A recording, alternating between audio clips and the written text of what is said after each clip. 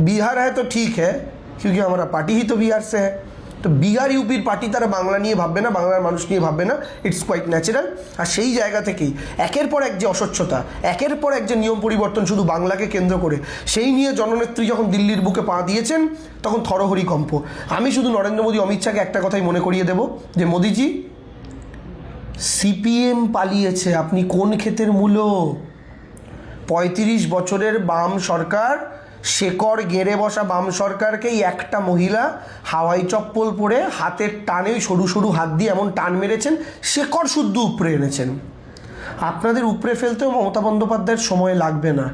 তফাৎ একটাই, ব্রিটিশরা সবার প্রথম বাংলাকে টার্গেট করেছিল, জানতো এই বাংলাকে বাঁচিয়ে রাখলে তাদের ব্রিটিশরা গোটা দেশে টিকতে পারবে না। নরেন্দ্র মোদী তো ব্রিটিশদেরই উত্তরসূরি, তিনি এবং তার দল, তাই তাদেরও টার্গেট বাংলা। ব্রিটিশরাও বাংলার শেষ চেয়েছিল, নরেন্দ্র মোদীও বাংলার শেষ চান। কিন্তু মাথায় রাখবেন, সেদিনকে যে মানুষগুলো বাংলার শেষ হতে দেননি, আজকেও বাংলার মাটিতে একজন মমতা বন্দ্যোপাধ্যায় আছে, চাইলেও বাংলাকে শেষ হতে দেবে না। আর ভারতবর্ষের শেষ জননেত্রী মমতা বন্দ্যোপাধ্যায়, ভারতবর্ষের মাটির শেষ অগ্নিকন্যা, last women chief minister and বিজেপির বিরুদ্ধে দ্য লাস্ট ওমেন স্ট্যান্ডিং। এই দেওয়াল ভাঙবে না। আপনি দিল্লির দেওয়াল ভেঙেছেন, উত্তরপ্রদেশের দেওয়াল ভেঙেছেন, আপনি বিভিন্ন রাজ্যে বিভিন্ন দেওয়াল ভেঙেছেন, কিন্তু পশ্চিমবঙ্গে ২১ আর ২৪ থেকে দেওয়াল ভাঙতে ভাঙতে আমি শিওর আপনার মোটা ভাই মোদিজি আপনাকে রাত্রিবেলা জিজ্ঞাসা করেছে ইয়ে দিওয়ার টুটতি কেউ নেই। আর বাংলার মানুষ আপনাকে চিৎকার করে বলেছে কিউকি অম্বুজা সিমেন্ট সে জো বানা হুয়া হ্যায়। আর আমাদের অম্বুজা সিমেন্টের নাম কিন্তু মমতা বন্দ্যোপাধ্যায়। তো খুব সাবধান মোদিজি, দিদি কিন্তু দিল্লি আছেন। মমতা বন্দ্যোপাধ্যায় দিল্লি গেছেন, আর যথারীতি মমতা বন্দ্যোপাধ্যায় দিল্লি যাওয়ার পর নেকড়ের পাল এসে হাজির। বঙ্গভবন ঘিরে নিল দিল্লির পুলিশ এবং সেখানে গিয়ে ঘরে ঘরে গিয়ে খোঁজ করা শুরু করলো, আপ কন হ্যাঁ, আপ কাহা সে আয়ে হ্যাঁ, কেন? এসআইআরে যারা মারা গেছেন, যাদের প্রাণ গেছেন, সেই সমস্ত মানুষগুলো ওখানে বঙ্গভবনে ছিলেন, তাদেরকে বিরক্ত করার জন্য দিল্লি পুলিশ চলে গিয়েছে। কেন? আগামীকাল সুপ্রিম কোর্টে যেন সেই সব মানুষদের হাজির করা না যায় যাদেরকে নির্বাচন কমিশন মৃত বলে দেখিয়ে দিয়েছে, কিন্তু আসলে তারা জীবিত। মমতা বন্দ্যোপাধ্যায় কলকাতায় থাকলে বিজেপি কাঁপে, মমতা বন্দ্যোপাধ্যায় দিল্লি গেলে বিজেপিকে তো দেখে মনে হয় ম্যালেরিয়া হয়েছে। এত কাঁপুনি, কিন্তু কেন ভয় পাচ্ছেন? পাপীরাই ভয় পায়, অন্যায় যারা করে তারাই ভয় পায়।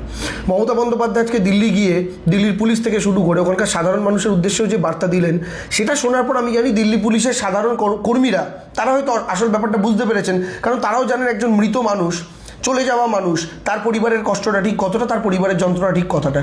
কিন্তু দুঃখের বিষয়, তাদের মাথার উপর বসে আছেন অমিত শাহ, আর অমিত শাহের কথা না মেনে চললে তাদের মাইনেটা ঠিক টাইমে ঢুকবে না, তাই তাদেরকে তাদের নির্দেশ মতোই অ্যাক্ট করতে হচ্ছে।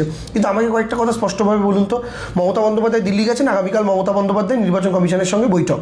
আজকে এই যে বঙ্গভবন, সেই বঙ্গভবনে কি এই ঢোকার এখতিয়ার রয়েছে? গেটের সামনে বাস দাঁড় করিয়ে দেওয়ার এখতিয়ার কি রয়েছে? কোনোটাই কিন্তু নেই। কিন্তু কেন করছে ভারতীয় জনতা পার্টি? কী লুকাতে চায় যারা? সুপ্রিম কোর্টে ঠিক কোন মানুষগুলো সামনে এলে বিজেপির সমস্যা, বিজেপির প্রবলেম, এইটা সাধারণ মানুষ বোঝার চেষ্টা করুন। শুরু থেকে এসআইআর নিয়ে বিজেপির যে লুকোছাপা, অ্যাডমিট চলবে না। বিহারে লজিক্যাল ডিসক্রিপেন্সি নেই, বাংলায় আছে। একজন বাবার 7টা ছেলে মেয়ে হলে সমস্যা নেই। আরে বাংলায় ফার্টিলিটি রেট বিহারের থেকে কম। বাংলায় আজকের জেনারেশনের ছেলে মেয়েদের 0 বা 1টা সন্তান দেখা যায়, দাদুদের আমলে 6-7টা দেখা যেত। তো বিহারে তো আজকের জেনারেশনও 12টা বাচ্চার জন্ম দিচ্ছে। সেই বিহারে আপনি লজিক্যাল ডিসক্রিপেন্সি খুঁজলেন না, খুঁজলেন পশ্চিমবঙ্গের মাটিতে এসে। কে এটার জবাব দেবে? বিহার হ্যাঁ তো ঠিক হ্যাঁ क्योंकि हमारा पार्टी ही तो बिहार से है। তো বিহার ইউপির পার্টি তারা বাংলা নিয়ে ভাববে না, বাংলার মানুষ নিয়ে ভাববে না, ইটস কোয়াইট ন্যাচারাল। আর সেই জায়গা থেকেই একের পর এক যে অস্বচ্ছতা, একের পর এক যে নিয়ম পরিবর্তন শুধু বাংলাকে কেন্দ্র করে, সেই নিয়ে জননেত্রী যখন দিল্লির বুকে পা দিয়েছেন তখন থরহরিকম্প। আমি শুধু নরেন্দ্র মোদী অমিত শাহকে একটা কথাই মনে করিয়ে দেব যে মোদিজি, সিপিএম পালিয়েছে, আপনি কোন ক্ষেতের মূলো? ৩৫ বছরের বাম সরকার, শেকড় গেড়ে বসা বাম সরকারকেই একটা মহিলা হাওয়াই চপ্পল পরে হাতের টানে সরু সরু হাত দিয়ে এমন টান মেরেছেন, শেকড় শুদ্ধ উপড়ে এনেছেন। আপনাদের উপড়ে ফেলতেও মমতা বন্দ্যোপাধ্যায়ের সময় লাগবে না। তফাৎ একটাই, ব্রিটিশরা সবার প্রথম বাংলাকে টার্গেট করেছিল, জানতো এই বাংলাকে বাঁচিয়ে রাখলে তাদের ব্রিটিশরা গোটা দেশে টিকতে পারবে না।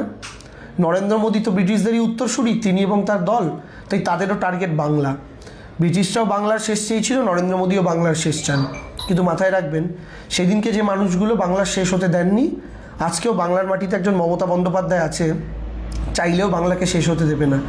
আর ভারতবর্ষের শেষ জননেত্রী মমতা বন্দ্যোপাধ্যায়, ভারতবর্ষের মাটির শেষ অগ্নিকন্যা, last women chief minister and বিজেপির বিরুদ্ধে দ্য লাস্ট ওমেন স্ট্যান্ডিং। এই দেওয়াল ভাঙবে না। আপনি দিল্লির দেওয়াল ভেঙেছেন, উত্তরপ্রদেশের দেওয়াল ভেঙেছেন, আপনি বিভিন্ন রাজ্যে বিভিন্ন দেওয়াল ভেঙেছেন, কিন্তু পশ্চিমবঙ্গে 21 আর 24 থেকে দেওয়াল ভাঙতে ভাঙতে আমি শিওর আপনার মোটা ভাই মোদিজি আপনাকে রাত্রিবেলা জিজ্ঞাসা করেছে ইয়ে দিওয়ার টুটতি কেউ নেই। আর বাংলার মানুষ আপনাকে চিৎকার করে বলেছে क्योंकि अंबुजा सीमेंट से जो बना हुआ है। আর আমাদের अंबुजा সিমেন্টের নাম কিন্তু মমতা বন্দ্যোপাধ্যায়। তো খুব সাবধান মোদিজি, দিদি কিন্তু দিল্লি আছেন। মমতা বন্দ্যোপাধ্যায় দিল্লি গেছেন, আর যথারীতি মমতা বন্দ্যোপাধ্যায় দিল্লি যাওয়ার পর নেকড়ের পাল এসে হাজির।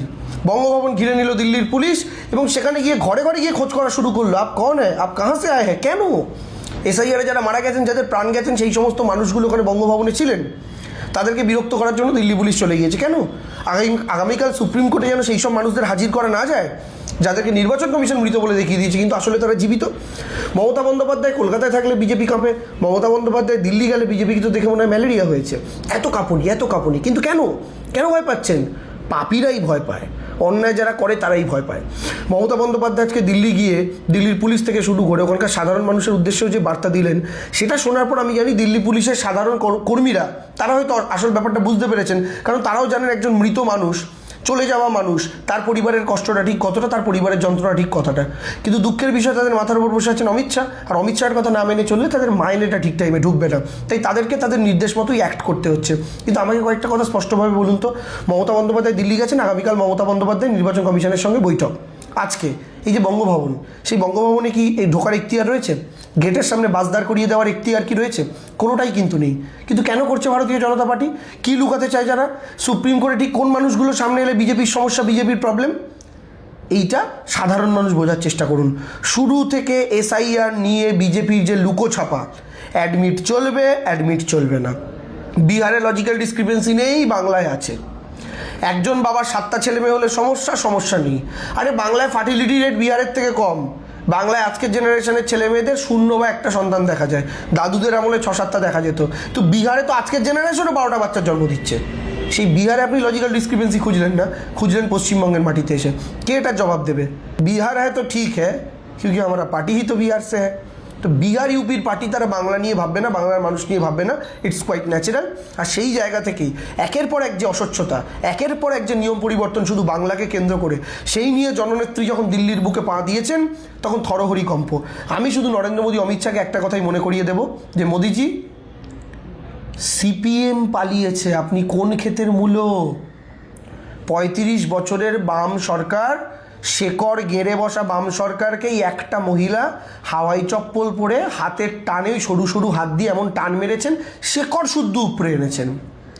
আপনাদের উপড়ে ফেলতেও মমতা বন্দ্যোপাধ্যায়ের সময় লাগবে না। তফাৎ একটাই, ব্রিটিশরা সবার প্রথম বাংলাকে টার্গেট করেছিল, জানতো এই বাংলাকে বাঁচিয়ে রাখলে তাদের ব্রিটিশরা গোটা দেশে টিকতে পারবে না। নরেন্দ্র মোদী তো ব্রিটিশদেরই উত্তরসূরি, তিনি এবং তার দল, তাই তাদেরও টার্গেট বাংলা।